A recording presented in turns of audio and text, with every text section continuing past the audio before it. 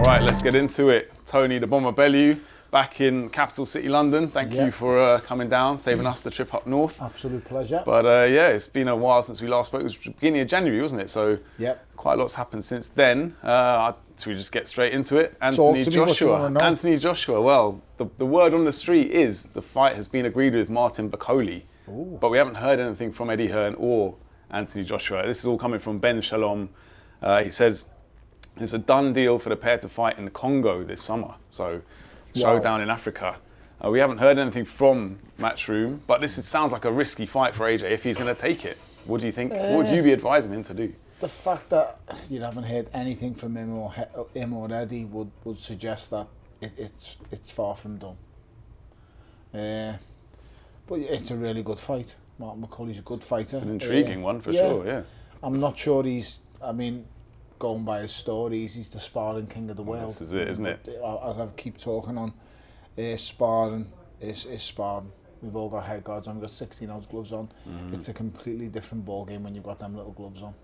He found out against Michael Hunter, who I can't get my head around why he doesn't want to face him in a rematch. Well, he beat Hunter, didn't he? He lost to Michael Hunter. I thought he beat Hunter. Nope. I put it the wrong way around then. He lost to Michael Hunter. Okay. And he never gave him the rematch. Right. Never ran it back, which I've never understood. I mean, every close fight I've had, I've always ran it back with the people. And if I'd lost, I definitely want to run it back with him. I ran it back with Nathan Cleverly. With disputed decisions that I'd had, I ran it back with over Mackenzie, Isaac Chilemba, David Hay. And the people who I lost to, the people who I didn't beat, I've beaten everyone in my career. Every man I've faced, I've beaten in my career, apart from Adonis Stevenson and Alexander Usyk. And I was quite happy to say, you know what, them guys are better than me. So if I was Martin Bakole, I would be looking to avenge that Michael Hunter defeat. For sure. And go in there, but for some reason he just doesn't want to revisit that. He's got his eyes on a bigger prize, maybe. But like you say, I mean, where does this, the most avoided heavyweight in the division kind of title come from? Because, he was calling out Daniel Dubois, but Daniel Dubois has kind of got bigger fish to fry. I think that's a bit far-fetched, the most avoided heavyweight. That's what they're saying. But the most avoided heavyweight in the division was Zhilei Zhang, and then Joe Parker went right through him. The most avoided heavyweight for years and years. Well, you know what? I wouldn't say any of them really avoid, because if you're a big enough draw, you just they face you. I mean, Joe Parker's faced everyone and anyone in the heavyweight division. The only person he hasn't faced is Usyk and Fury. Yeah, he hasn't had the chance yet. Everybody else, but I mean, I just this tag of the bogeyman of the heavyweight division. I just think it's a bit of nonsense. Do you think I think he's a good fighter. Yeah. I'm not saying he's not. I think Martin Bakole's a really good fighter. I think he's strong, but I think you're blowing a bit of smoke when you start saying things like he's the most avoided heavyweight in the world. I mean, one big win over the likes of Jared Anderson is not going to make you a world beater. That's true. Do you think it's a financial aspect to it? The fact maybe he doesn't bring enough eyes on the fight, enough money to the fight? I just don't. Who cares? Yeah. When you say, is this fight going to ignite any kind of big thing? If people are going to say, why is Anthony Joshua facing Martin Bakole? What's he got to gain? Yeah, that's true. The reason I think he's doing it is, he wants to put a spectacle on Africa if this is going to go ahead. And I commend him for that, taking boxing back to the motherland as the place, is unbelievable. It really is, Don't see enough fights in Africa, do we? No, we don't, and there hasn't been a fight of any kind of magnitude since, George Foreman and Muhammad Ali in Kinshasa's Zaire. So it's, you'd want to see a fight of big note over there, and wherever Anthony Joshua goes, make no mistake, he's the name, he's the draw. Yeah, huge. I'm sorry to tell this, but no one cares what Martin Bakole faces. Unless he faces Alexander Usyk, no one cares. Yeah. But then I'm sure we've probably heard the sparring stories of him with Alexander Usyk. Yeah, they're probably out there somewhere, They are out there, mate, yeah. Well, we're not calling Martin Bakole a hype job as such. No, but I think he's a good fighter, like I said before. But I think he's I think he might even be a tad overrated. Yeah. Because purely, for the life of me, I can't understand why you wouldn't want to run it back with Michael Hunter. If I was beaten in a really close fight by anyone, I'd want to run it back. Yeah, I faced everyone I wanted. I faced everyone I could. In any close fights, like I said, I'll reiterate it again. Any close fights, I ran it back with them. Close losses, I ran it back with them. The two people who are never beat, Adonis Stevenson and Alexander Usyk, I'm happy to just hold you down. You know what, they're better than me. One's at a weight that I just couldn't make no more. And unfortunately for me, Alexander Usyk is just better than me. That's the way it goes. Well, I don't think anyone's questioning like your integrity over the course of your career. I think it's you can sleep at night. I think that's just, you put it out there and say it so people, so you can't mince me words, you can't mix them up. I'm telling you exactly why I faced them, why I've done it, and how I've done it, and why I gave them rematches to go. So I just think all fighters should have the same mentality. If you think you're the best, go and face the best people you can face. Go and show it. Go and show it. Well, in boxing at the moment, there's a lot of hype and people blowing smoke around up people's backsides possibly. Who do you think is a hype job? Who do you think is someone that doesn't have the resume yet to kind of prove that they are who they say they are? I think it'd be unfair if I was to start calling fighters hype jobs. I mean, I don't think many of them are. I think that there's some world-class fighters. There's some fighters I'm really, really excited to watch and see. I thought David Benavidez against Morel on the weekend was a fantastic fight, a brilliant performance from Benavidez. He's 100% the real deal. He's a threat to anybody in the world. Been around a while now, hasn't he? 12 years of pro. He's a really, really good fighter. I mean, I just think he's a very, very good fighter. Who else? We saw Adam Azim at the weekend as well. Great win for him. He's a very good fighter. I rate Adam Azim highly. I think he's one of the quickest kids I've seen since Amir Khan. I like his style, I like what he does. I think it's unfair to draw comparisons and people trying to throw him into big matches after 12 bouts. Yeah, it's early days. I understand, I get it. I get the back and forth with Eddie and Ben Shalom and the Dalton Smith kind of saga that's going on. But ultimately, you've got to look at it. If you was looking after Adam Azim and he'd had 12 bouts, why would you be rushing towards Dalton Smith? No one should be rushing towards Dalton Smith because Dalton Smith is going to be a world champion. He's a world-class fighter who's got great amateur pedigree. He's got a wealth of experience behind him now. He's been in a gym with with world champions. And I just think he's the next one to be reeled off the list. I rate his dad very, very highly. I also rate Shane McGuigan as a coach. As a boxing coach, I think he's fantastic. I think he's one of the best in the country. I rate Shane McGuigan that highly. As a boxing coach, I think his management skills are dreadful, but that's another case. Can't have it all, can you? To be fair, but I think he's a brilliant boxing coach. His game plans, his fundamentals, all of his fighters are well equipped. They're not lacking severely in any kind of part of the game. He makes sure they're all well-rounded. They're all well-rounded fighters, decent in offense and defense. I thought the job he done with Chris Billam-Smith to get him where he got to was fantastic. Really was. Chris Billam-Smith is a basic, tall, strong stand-up fighter. He doesn't do anything great. He's not the biggest hitter, but the job Shane McGuigan done with him, I thought was just brilliant. I really do. The fights were picked at the right times. The win over Lawrence Okoli was standout. The win over Richard Riakpo was a big one for me because I didn't think he was going to do it. And you've got to give Shane McGuigan, you've got to tip your hat sometimes. So I do give credit where it's due, even if me and Shane don't see the best of it. I'm honest enough, I'm honest enough to say, listen, I do think he's a really good coach. Another quick word about Adam Azim. Do you see him as a future world champ? He's 13-0 now, beat a former world champion. Do you think he can go to that level? Of course I do. I think he's very, very well skilled. I think he's super, super fast. Confident. I do rate him, So world titles are still a bit of a way away.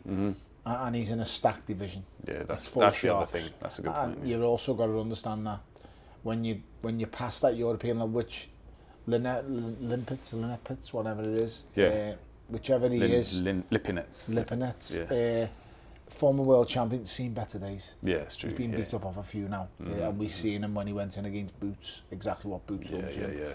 So anyone, I don't think anyone over here is ready for Boots Ennis yet. No. But slow steps. Baby steps, working his way there. Since we last spoke, Jai Opetaia. Great win for him. He's one of the scariest guys in boxing, let alone his division, isn't he? Really? He's a monster. He's just got to be very careful with the matches that you make. I mean, he's the best cruiserweight in the world. There's no disputing that. I do think the Zerdo fight's a good fight. It's one that he wins. But, I mean, I see challenges if... Do you want to see the winner of Bertabayev versus Bivol? If it's Bertabayev, he wants to jump up. You've got to be careful playing around people like him. For sure. He's an animal. He's powerful. He's super huge strong. Fight that would be, though, wouldn't it? It would be big. The juices flowing. But for the first time, I think Bertabayev would be feeling what's coming back at him. Opetaia can hit, he can move, he's slick, he's quick. He poses a lot of problems for anyone. I'd love to see Benavidez and Bertabayev. Yeah. I'm Bivol and Benavidez. I mean, God, what division the it is. light heavyweight division stacked. We've also got a big, huge domestic fight coming up soon on this February card in Callum Smith and Joshua Buatsi. Yeah. Another brilliant fight. So the light heavyweight division is strong, mate. It really is. It really is. It really is. But let's get back to the heavyweight division for the moment. Yeah. We did get a quick fire quote from you after Tyson Fury announced his retirement. But now it's kind of marinated for a while. Not many people are convinced that that's it for him. Do you think this is kind of a negotiating tactic? So when Turkey comes to him and says, you know, we want you to fight AJ, everyone wants to see it. He's just got the cards in his hand and he can just maximise his kind of purse. I just think he announced his retirement as a knee-jerk reaction. Well, it was a knee-jerk reaction. Was he in the car when he done something like that? Was he sitting? Yeah. He was in like... And that just tells you it's a knee-jerk reaction. He hasn't announced to call the press conference. He hasn't wanted to... He's just basically jumped on his phone and gone, I'm retired, see you after. Yeah. And that's not the ideal way to do it. I mean, it's not... I shouldn't say not the ideal way to do it. I mean, that's just not the standard way to do it. Well, it's impulsive, isn't it? But that's classic Tyson Fury, isn't it? And that's what he does, mate. He acts and lives on impulse. He acts on emotion as well. And I just think, once the dust is fully settled, I just think he'll be back. I genuinely believe he needs boxing. Yeah. Yeah, he does, doesn't he? He lives for it. He breathes it, sleeps it. He loves it. Yeah. It's in him. What else? Phenomenal fighter, mate. A brilliant fighter. And if he is retired, mate, I couldn't wish him all the best. Yeah. He's got a lovely family, a lovely wife behind him. And I just wish him all the best. But I just feel he'll be fed up and bored. Maybe he'll go and make another season of At Home with the Furies. I just think... And then take the kids to school for a bit. I think that the personality that he's got, he's a winner. Yeah. And he's got that, what's the word I'm looking for? Drive and determination. That competitive nature about him. And once he sees someone come back or gets a couple of wins and he just thinks, I can beat him.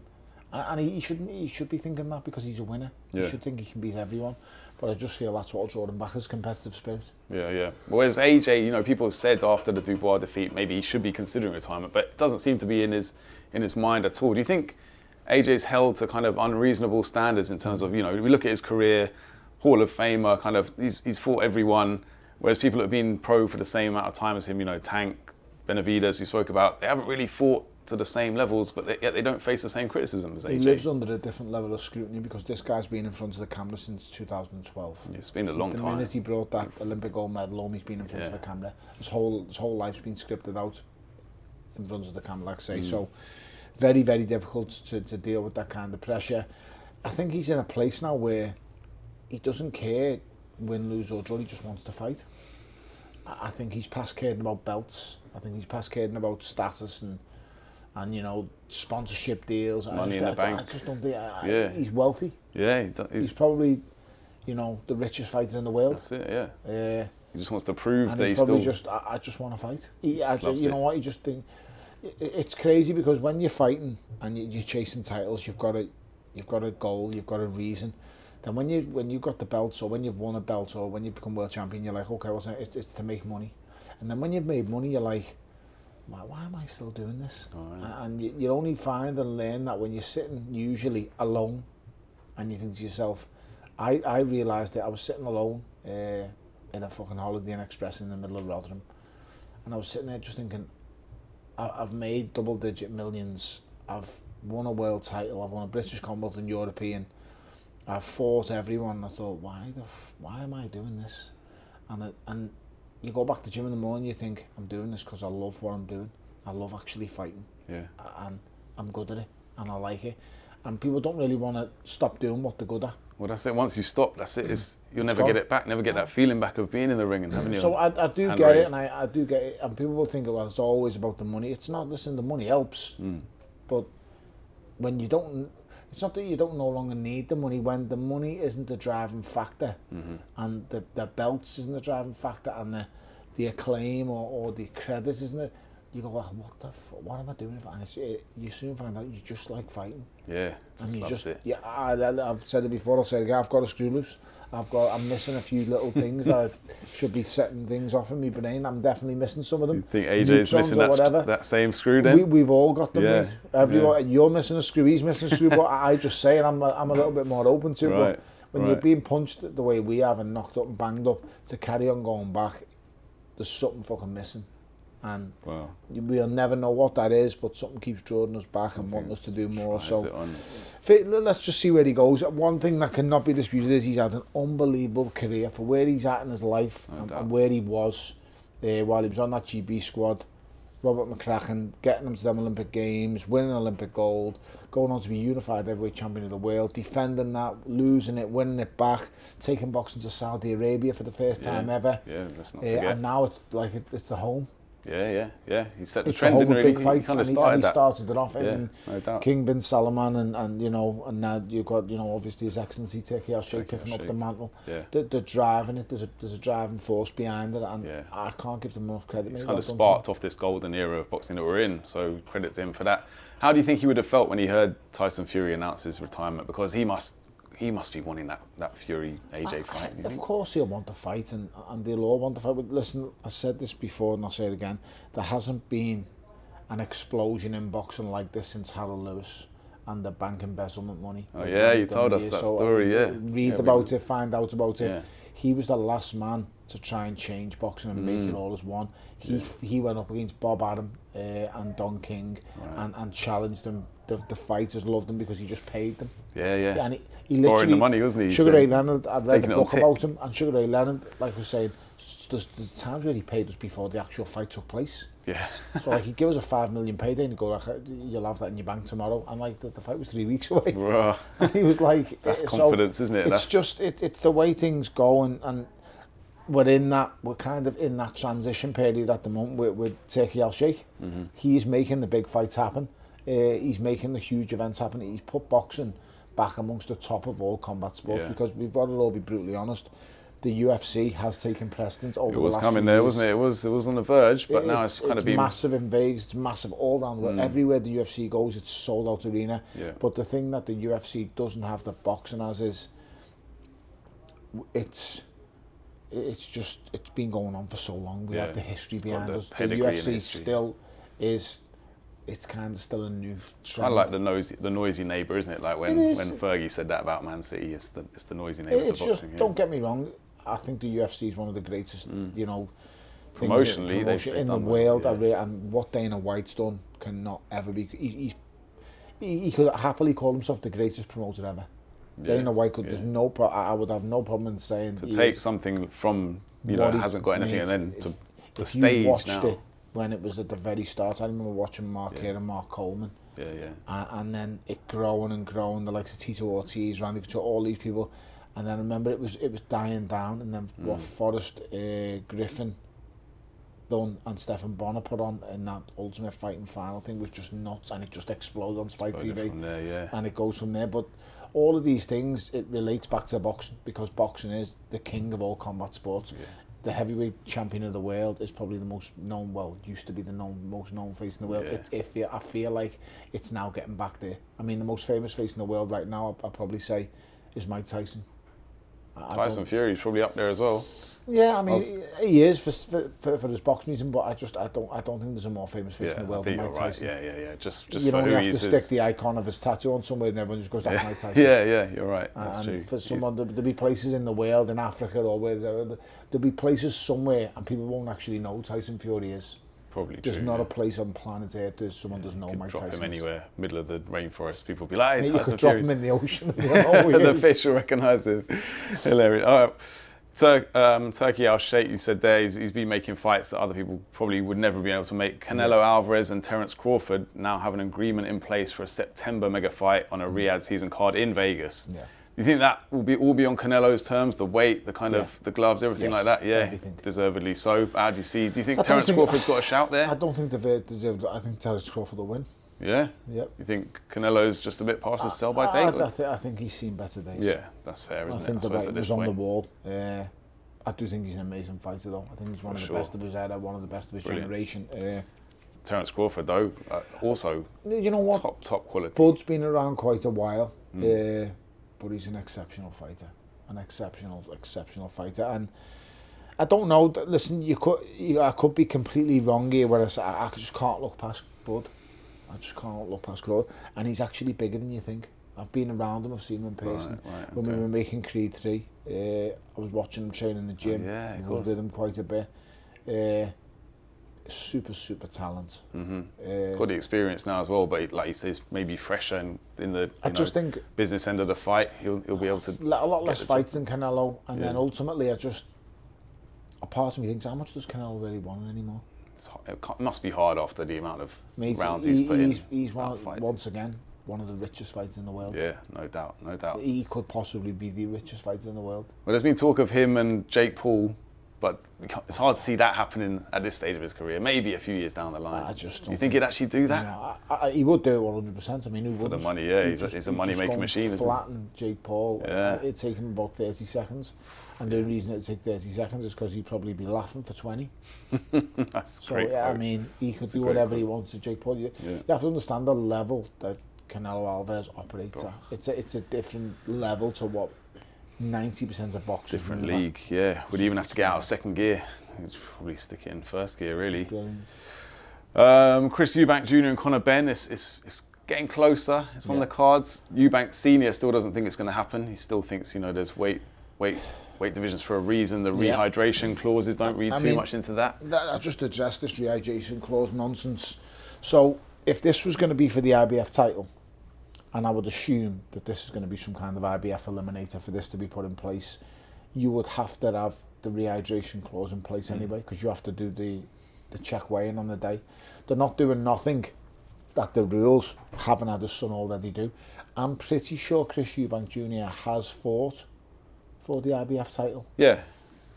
Well, they were trying to boil him down to 157 for the initial match, of course, for the initial match. 2.5 years ago, but that's all changed. That's two people making weight. I'm pretty sure before that first fight was getting done, Chris EUBANK was going online and saying anyone from 154 to 168 can get it. Well, if you're trying to meet 157 was okay, because you're saying you could make 154, but I don't know. But that's it. It is what it is. I mean, I just think this is a perfect fight for both. It makes the most sense for both. And just enjoy it. It's going to be absolute carnage. It's going to be absolutely huge. It's going to be nuts. Yeah. I think there'll be some crazy shenanigans along the way. I think so. Yeah. There was a bit of kind of dark arts in when EUBANK and BENN Senior met, when they cut Chris EUBANK's music halfway through his walk on. Do you remember that? You were 7 or 8 years old, I think, in the original fight. But it's part and parcel. Yeah, it's all part of it. All is fair in love and war, and ultimately nothing matters until you get in that ring. Exactly. That's all that matters. What happens no one cares what happens in the gym. No one cares what happens in the press conference or the build-up of the way. Everyone forgets that. All that matters is when you get under the lights, what happens. Yeah, it's at the Tottenham Hotspur Stadium, which is a bit of a controversial one. Didn't happen out in... Yeah, I've been there for the AJ fight and Usyk in it. Personally, can't give it too much credit as an Arsenal fan, but we'll leave that there. At least it's not out in Saudi. It's an unbelievable stadium. Yeah, do you know what? For me, it wouldn't have mattered where it went. Yeah. Whether it went to Saudi, I know we've got this big thing about the atmosphere or the fight should be here. Why should they? The fight should be where whoever is paying for it. That's it. Yeah. No one's ever said nothing about Vegas. Why the fights go to Vegas? Because you know why? Because the fucking casinos pay for them. That's where the money was. And that's where the money is. So if Saudi are going to pay, why? What's everyone's problem? No, it's their events. They do whatever the fuck they want. I feel like the atmosphere in the actual arena isn't like it used to be in Vegas. But that's some people's problem. That's just reality. Maybe they have to just get used to that. If you take enough fans, you'll take the atmosphere with you. Ricky Hatton proved that. Ricky Hatton took thousands. Frank Bruno proved that. Yeah, no doubt. It's been done time and time again by English fighters. So it's whoever's paying has the option and right to do whatever they want because they're paying, and that's what the fighters want. That's all the fighters expect to be paid. Yeah. There's rumours that Vladimir Klitschko could possibly be entertaining a fight with Alexander Usyk, which is another weird one because when you think about it, Klitschko's 48 years old now, hasn't fought since 2017. He wouldn't have beaten him in his prime. No, don't think so. No. What about? I mean, Usyk. He's someone who just loves fighting, lives for the fighting, but. Yeah, I know they're friends as well. That's not going to happen. I think so. Maybe just like an exhibition, maybe down the line. I wouldn't even put him in. I mean, I just don't think Usyk wants to entertain anything like that, but it is what it is. It is what it is. Jake Paul, he's obviously got one loss on his record to Tommy Fury. He wants the rematch, but he's blaming Big John Fury for the reason why the rematch can't get made. I'm not sure exactly what the logic is there. I haven't got a clue about that, but whatever. each to their own. Do you think deep down he knows he wouldn't beat Tommy Fury again, and he's just making excuses there? I think it was one of them fights. It was really close. It was close, wasn't it? Yeah, maybe a rematch would be decent. It'd be really close. I mean, the standard's not very good, but each to their own. I mean, they're not appealing, let's be brutally honest, they're not appealing to the genuine boxing fans out there, are they really? They're appealing to a gang of kids, YouTube people. I mean, when I turned up at that event and caused a bit of a stare, shall we say. You did indeed, yeah. At the Tyson and Jake Paul presser. Yeah. It was an audience that I'd never seen before, and I've been boxing my whole life. And that weren't boxing people there because YouTubers and I was just able to float in, just sit down, chill out. Literally 3 media and press recognised me. I got called Pretty Ricky Conlon more than I did Tony Bellew. No way. And that's the kind of nonsense. What is going on? That's the kind of nonsense these shows are putting on. Get their knowledge up over there, don't they? Well, fair play. Listen, they're going to make an absolute bucket load of money. So if they do it, good luck to them. I wish the both of them well. Someone else who's been trying to make money in a slightly less legitimate way is Ryan Garcia. I don't know if you've seen, he launched his own cryptocurrency called the Ryan coin, and then people invested, I presume his fans invested, and he just whipped the rug out, and he's done a runner with the money, deleted his post. He said 40% of all the Ryan dollars money will be going to charity, but then it tanked 90%, so he's basically done a runner there. Really? Yeah, which isn't good to see. Okay, I had no idea, but thankfully I don't invest in the Ryan coin. Yeah, well, I mean, knowing what we know about what happened with him before, failing drugs tests, you know, was it? Not the wisest person. Osterin. Well, that's it. Maybe he's not the most integrous person. But he'll be fighting Romy Romero, and then the rematch with Devin Haney is apparently scheduled for September this year, Madison Square Gardens. That'll be a grudge match, won't it, after what happened the first time around? I feel for Devin Haney. Yeah, it's been a bad year. I feel for him, but listen, it's boxing. Yeah, but he'll be out there for his revenge, obviously. I mean, what more motivation does he need? It's boxing, mate. I feel for him, but I think as much as I absolutely despise drug cheating, they should be all banned for life. A year-long ban's not enough, is it, for that? No way. No, it's just one of these. I just can't get my head around it. But like I said before, I'll say it again. Boxing is only going to get better when it's all forming under one set of rules. And Turkey El Sheikh, I think, could do that. If all of the boxing and the governing bodies, the commissioners bodies, the states would all form under one set of rules, then we're getting somewhere. Like the UFC. Yeah. They form under one set of rules. You fail a drug test, you're banned for life, done.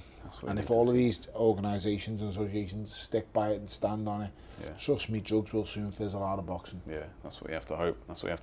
Quick word about Claressa Shields. First undisputed world champion in 3 weight classes now in the 4-belt era by beating Danielle Perkins. Is she already the GOAT of women's boxing? Nah, just unbelievable woman. I don't think there's any comparison. Yeah. She's unbelievable. Yeah. She's exceptional. She's brilliant at what she does. Punch picking's off the chart. She's just in a league of her own. That slip right down that she gave that girl, just wow. Incredible stuff. There was rumours that she might fight Jake Paul at one point in time. She'd probably knock him out as well, to be honest. But maybe not. Who knows? We don't want to see men and women getting in the boxing ring. Right, a couple more quick-fire questions. Tyson Fury's cousin, Walter Fury, takes on Joe Hardy on the Chisora Wallin undercard. How much do you know about Walter? What can we expect from him? Is he Peter Fury's lad or nephew? Must be, yeah. I think he's his nephew. He's training. Yeah, listen, Peter's a good coach. Knows boxing. Been around it a long time. If Peter believes in him, then he's obviously one to look out for. Yeah, could be excellent stuff. We've spoken about the Riyadh season card before, I think, have we? But should we just quick run through Beterbiev, Bivol 2, Dubois, Parker. Both great fights. It's an exceptional card. Tough to predict, aren't they? Some of them really. It is. I mean, with the Dubois and Parker fight, you can obviously make cases for both of them. If I could put a game plan in place, there's a way to be defeating Dubois, and it's you cannot start slow, mate. If you get this boy gain any confidence whatsoever, he's going to run through you like a steam train. See how he came out against AJ, didn't he? All guns blazing. He allowed him to get confidence, and it cost him. It really did. I just think Joe Parker comes out, sticks a hard jab on him, lands a few hard shots early doors, I think he takes over the fight and just wins at a canter.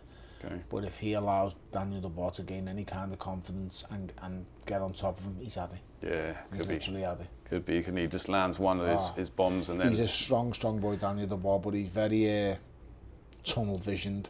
He doesn't see much. He doesn't see the peripheral thing around him. He's tunnel vision. He just sees straight ahead. Just goes for you, and he's balls in. But when you're a fighter like that and you don't see everything around you, you don't see the full circumference of everything, it limits you to what you can actually do. And that's why when I think it gets hard for Daniel, he doesn't know what to do. Yeah, we've seen it. He doesn't know how to adapt. He doesn't know how to manoeuvre himself out of danger. He doesn't know. He just gets hit and he panics and he just goes, I've had enough. Yeah. And I've seen him do that twice. And that can happen again. But Joe Parker's got to set about him and get about him immediately from the get-go. He cannot allow Daniel Dubois to get confidence in any way, shape or form. And I think he has a chance. But if I was a betting man, you're probably looking at... It's tough, isn't it? Yeah, it is. It's just... Do you think it's going the distance, or do you think someone's getting stopped there? Yeah, I do think someone's getting stopped. Could be early stoppage for Dubois or late for... Yeah, I think that's a fair analysis, but I just think I don't want to detract away from Joe Parker, because since he's been with Andy Lee, he's been a different fighter. Yeah. And he meets adversity head on. He faced adversity with Deontay Wilder, and he faced big, dangerous adversity in Zhilei Zhang. Yeah, dropped, hurt, massive. Felt the punches. You have to understand his resume is absolutely fantastic. There's wins and losses around here. But he's never said no to anyone. No, he just fights everyone, mate. From AJ to Dillian White, as you saw it a couple of times, to Deontay Wilder, to Zhilei Zhang, to Andy Ruiz. Yeah, all these fighters, mate, he's fought everyone. He really has. He's only missing Fury and Usyk off his list. Quick change of direction here. What colour has your wheelie bin? Which one? The main one. I've got a few. Have you? What colour are they? I've got a purple one, I've got a purple, I've got a grey, I've got a green. All right. Well, you're a proper Scouser then with a purple wheelie bin. Can you be a proper Scouser without a purple wheelie bin? That's the question. It depends. Connor Cody hasn't got a purple wheelie bin. It depends where you're living at the time. That's it. He's from St Helens, I think. So that's if I go to my Mars, then yeah, it's a purple wheelie bin. Where I'm living with my kids, it's not a purple wheelie bin. But I suppose you've kind of moved slightly out from I've always tried to just have the best place for my kids. And the quietest and best place, mates, is what makes sense. So where I live, the average age is 60. It's absolutely brilliant. It must be quiet then. No big parties on the weekend around here. Mate. Exactly. Fair play. All right, a couple of quick fire questions. I just got Neil actually sent them my way just before this. So, what sense of community did boxing bring you when you were growing up, and kind of what got you started in boxing in general? What got me started in boxing was I wanted to impress my dad. So my dad was a man who could really have a fight.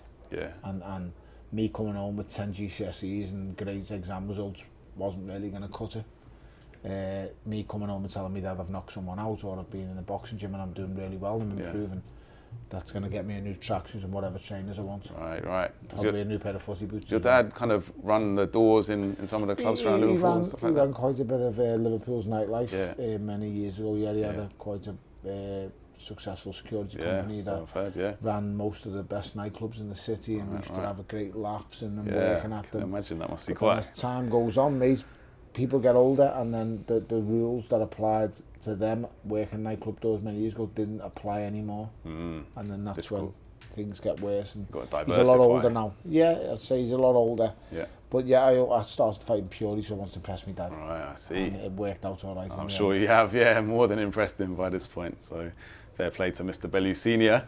Do you feel that using what the question originally was? Sorry, sense of community from boxing. Listen, being in an amateur boxing gym is the best feeling in the world. It is a family. It's not like that when you turn professional. You're a piece of meat, and you have to soon realise that. You have to make that change to the mindset. Your mindset, you're on your own. It's you against the world when you turn professional. As an amateur boxer, I was part of a very successful team, part of Rotunda ABC, which is just, me home away from home. And then being on a GB squad, living in Sheffield Monday to Thursday. That's tough, it's demanding. But you're part of a team. As I say, a 16-man team. And it was big, it was great. Had some amazing laughs, so many stories, so many great memories. It's been great. But ultimately it all leads to the pros, because that's where you then secure everything. And in the pro game, it's not nice. One tip you would give first timers getting into boxing? Boxing isn't a hobby, it's not just a sport, it's a way of life if you want to take it seriously. If you want to go to an amateur boxing gym, enjoy it, get stuck in, have a go.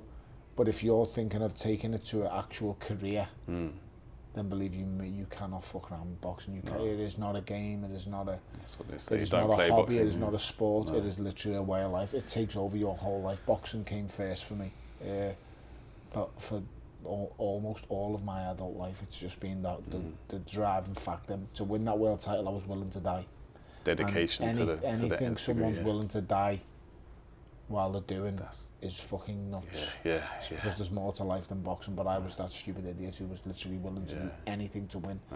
That's a hardcore mentality. That's what you need in boxing. But that's the mentality that got me to where I got to. That's the mentality that won me a world title. That's the mentality that got me lifelong dream of fighting for the WBC title at Goodison Park. That was that mentality that got me there. Without it, I'd have just been a run-of-the-mill standard fighter. And now you've got a legacy to look back on and be very proud of. I don't know about legacy, but it worked out all right. Yeah, for sure. Okay, quick one. What's your opinion on training early in the morning as opposed to late in the evening or at night? I presume you're going to say morning. Most boxers must be morning. I prefer morning, but it depends what you want to achieve. If you want to train to your maximum potential and train and get the best results, it would not be training of a morning on an empty stomach like I used to train. You're not going to get the best results. No. If you want to get the best results, train on, I wouldn't say a full stomach, but train with adequate amounts of food and the right food in you, and you will see the best results. I mean, all my best running times was all done in the night with a full belly of food in me. All the best running times. It's just I've ran some fucking ludicrous times and crazy 6 mile runs. What kind of distance? Oh, 6 miles, yeah. Yeah, and I would just, if I had a full belly, mate, I could run Saturday night when everyone's out partying. I would be running at 11 o'clock at night with a full belly of food. Really interesting. Yeah, and I would fly. But then other than that, there'd be times when you have to make weight to 5:30, get up, run. Yeah. And the run's a slog. It's hard because you're cannibalising your own body fat. Yeah, true, and that's the kind of things you would do. There's so many different ways of training. For me, I'm up now first thing in the morning. So this morning I was up on my Peloton for 6 o'clock this morning. Okay, impressive. So get out there early doors. For 6 o'clock this morning. This is, so for those who don't know, then Tony's still out there. Okay. Indoor cycle. 45 minutes. 45 minutes, elapsed time, average heart rate of 163, 825 calories in 45 minutes. That's no joke. Effort hard, 8 out of 10. I think that's fair enough there, Yeah, it's not bad. Solid, I mean, our top heart rate was 191 this morning. Oof. Average heart rate, as I say, was 163. So decent. They're the kind of things I'll do just to get the work in and get it done. If I wanted to better the best of that result, I'll swim a mile once a week. I'll get on my Peloton twice a week. I'll lift weights once a week, and I'll try and punch once a week. Yeah. It's more like punch once a fortnight now, and I've only done that since the start of the new year. Last year I only punched 4 times. So it's about variety for you, isn't it? Like mixing it up. It's about variety and getting the work done, but ultimately there's so many different ways of training, and it depends what you want to achieve. If you want to burn fat, then there's a way. Then training in the morning on an empty stomach is the correct way to do it. If you want to get fitter, stronger, and faster, then I would suggest more, maybe not overnight, just on a full stomach. Yeah. You don't want to be in a calorie deficit if you're trying to put on muscle. Obviously, you've got to be calorie surplus eating. You have, but it's all about the right calories going in. Very true. You know, I can put thousands of calories in my body, but it's going to be thousands of calories of shite. Right. I can also then put 1,000 calories of really good stuff in that's going to, fuel me better. Yeah. What about recovery? Do you use hot and cold therapy for recovery? Yeah, I've always done ice baths. I've always done things like that. So ice baths for a long time. I've been in the cryo chamber a number of times. Everton have got their own cryo chamber. Okay. So I've been in there. I just didn't feel it gave me the same effects as a 10-minute ice bath. But then I used to get in the ice bath and they'd go mad at me going, you can't be in there for that long. That's way too long. And I was like, yeah, I'm fine. Don't worry. So I'd have it literally till I go numb. Right, really? And then you get out and it takes a while for the sense to come back to your body, but then I could go the next day. Not hard the next day. If I've done a really hard session and you're in the ice bath for 10 minutes at the end of it, 2 days. When I was younger, the next day I'm good to go. Yeah. But so recovery is as important as the work. Right, fair. Very interesting knowledge there. Well, thank you, Tony. I think let's wrap it up there. But until next time, always a pleasure. Fight Lens, subscribe, like, comment, and we'll see you next time. Keep watching Fight Lens. Do not miss it. Don't miss it. soon.